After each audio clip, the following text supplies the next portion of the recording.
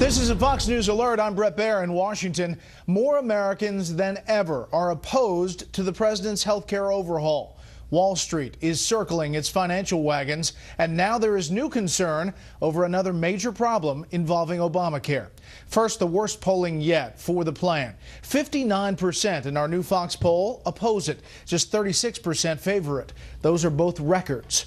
Also today, Moody's credit agency downgraded its outlook for health insurers from stable to negative based on what it called the ongoing unstable and evolving environment. There's also word tonight Obamacare patients and their families could end up paying for coverage they did not use, even from beyond the grave. Correspondent Dan Springer has the details from Seattle. 56-year-old Tom Giulianella was shocked to find out he qualified for Medicaid under Obamacare. He was able to retire early years ago, owns his home outright in this pricey Seattle area neighborhood, and is living off his investments. He wanted no part of the government's so-called free health care. I did not want to be on Medicaid because it's supposed to be a safety net program. It's not supposed to be for somebody who has assets that can pay the bill. I used to pay the bill. I didn't want money from the government for that. After reading the fine print, Giulianella had another reason to flee Medicaid, the potential death debt. States are allowed to recover the cost of care after death by seizing assets. It's been the law since 1993, when states were going broke over rising Medicaid expenses. But under Obamacare, Medicaid eligibility has expanded. The asset test was thrown out, allowing millions more to qualify. But like Giulianella, others want out. The Seattle Times reported on a couple in their early 60s who got married so their combined income bumped them out of Medicaid into the exchange. One wanted to be able to will her home to her children free and clear. The story prompted the state of Washington to make an emergency rule saying it could only recover the cost of nursing home care. So we have this population that we want to make sure they have access to health care, that they can get in, that they can get the kind of services that keep them healthy. But most states are not lowering the amount they can collect. A decade ago, California took more than $44 million through a state recovery, a number that figures to skyrocket with upwards of 2 million more Medicaid recipients by next year. Critics see a money grab. I think that people are maybe in for a shock when they find out that their heirs are going to be paying for care that they didn't even use because they got into a system under false pretenses. The state recovery is made more complex by the fact collection varies so widely from state to state. The whole issue is so under the radar, interest groups like AARP are still studying it to see how under Obamacare seniors will be affected. Brett? Dan Springer in Seattle tonight. Dan, thank you. Sales of existing homes edged up slightly in December, lifting sales for 2013 to the highest level in 7 years. But there were steep losses on Wall Street today. The Dow tumbled 176. The S&P 500 dropped 16. The Nasdaq fell 24. American attitudes about how President Obama handled the Benghazi terror attacks are downright cynical tonight. A whopping 49%, almost half, believe false information was given in order to protect the president politically just weeks before the election. 22% chalk it up to a mistake, 19% to protecting the country.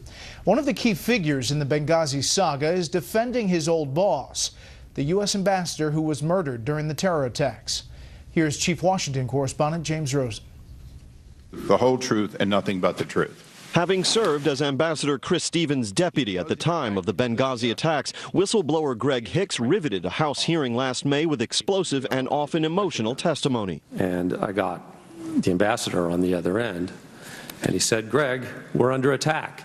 Now, in a Wall Street Journal op-ed, Hicks is defending Stevens against last week's Senate Intelligence Committee report, which said the slain ambassador twice turned down offers by General Carter Ham of AFRICOM to extend the tour of duty in Libya of a 16-man Special Forces team. Chris Stevens was not responsible for the reduction in security personnel, Hicks writes. His requests for additional security were denied or ignored. Officials at the State and Defense Departments in Washington made the decisions that resulted in reduced security.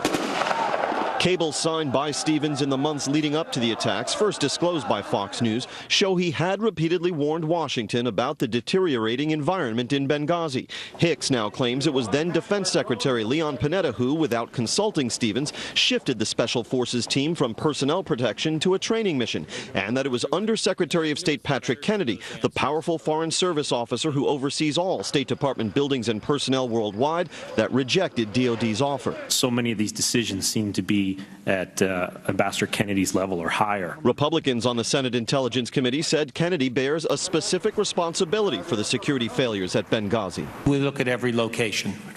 There were 234 incidents. Only 20% of them were in Benghazi. The rest of them were in Tripoli or elsewhere. The fact that the Accountability Review Board stopped below Kennedy's level was a recognition that if they had named him as the official responsible, there was no way they could have avoided taking that responsibility the next couple of steps down the hallway on the State Department's 7th floor to the office of the Secretary of State. Ironically, Hicks' op-ed appeared on the one-year anniversary of one of the most enduring lines ever uttered about Benghazi, and showed that despite it, interest in the story endures. What difference at this point does it make? Greg Hicks is still employed by the State Department, but is presently on loan to the Washington think tank, the Center for Strategic and International Studies. Brett? James, thank you. Ukraine's president is calling for a special session of parliament next week to discuss the violent protests that have erupted after 2 months of largely peaceful anti-government demonstrations. Opposition leaders have given President Viktor Yanukovych until tonight to make concessions or face renewed clashes. Ukraine is just one of the many overseas hotspots on President Obama's foreign policy plate. Increasing mayhem in Iraq, discontent in Egypt, the brutal Syrian civil war, and of course, the Iran nuclear deal, which even fellow Democrats don't like. Chief White House correspondent Ed Henry tonight on the latest wrinkle. Speaking today at the World Economic Forum in Davos, Iranian President Hassan Rouhani insisted his nation has a serious will to finish a nuclear deal. It is necessary that the ruling bodies in the United States accept Iran's historical realities not only in words but in actions as well. Yet Rouhani raised more questions with his own words, uttered in an interview with CNN's Fareed Zakaria, declaring he's not willing to destroy any of the centrifuge machines that are used to enrich uranium and could eventually help Iran obtain nuclear weapons. When Zakaria asked, so there would be no destruction of centrifuges, Rouhani insisted, not under any circumstances. Not under any circumstances. Zakaria said today the comments are a train wreck because it suggests the two sides are miles apart. Though at the White House, spokesman Jay Carney again shrugged it off as Rouhani spouting off for domestic consumption. We expected the Iranian government to spin the commitments they made under the Joint Plan of Action for their domestic political purposes. Except Rouhani recently used the global audience of Twitter to charge the West had surrendered, and his latest comments were made to CNN. CNN is broadcast outside of Iran, right? You could confirm? Yeah, I've seen it here.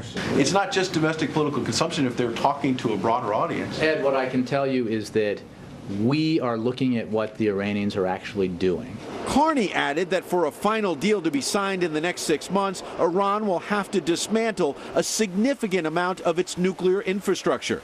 The final deal will be negotiated at a time when the latest Fox poll shows only 35% of the public approves of the president's handling of Iran. 53% disapprove. And as Republicans like John McCain ratchet up their attacks on his broader Mideast policy, the senator warning to a radio station back in Arizona, Syria is becoming a base for al-Qaeda. I have never seen anything like this in my life. I thought Jimmy Carter was bad, but he pales in comparison to this president, in my view. Now, on Iran, officials here say they finally have a commitment from Tehran to halt key aspects of their nuclear program, and now the focus among U.S. officials here is to make sure and test that they're serious about keeping their word. Brett? Ed Henry live on the North Lawn. Ed, thank you. Up next, the man who started it all, Edward Snowden, comments on the NSA surveillance uproar. But first, here's what some of our Fox affiliates across the country are covering tonight. Fox 11 in Los Angeles with a lawsuit by a cheerleader for the NFL's Oakland Raiders. She reportedly accuses the team of failing to pay its cheerleaders minimum wage, disregarding their travel costs, and fining them for bringing the wrong pom-poms to practice. WSVN in Miami with the overnight arrest and arraignment of pop star Justin Bieber. The 19-year-old is accused of drag racing on a Miami Beach street, failing a sobriety test there and resisting arrest. And this is a live look at Phoenix from Fox 10. The big story out there tonight, a bus accident caused when a passenger attacked the driver. Police say the assailant appeared to be high on drugs. He was pulled off by the driver, by other passengers in that bus, but not before the bus hit the highway median. 24 people were injured. That's tonight's live look outside the Beltway from Special Report. We'll be right back.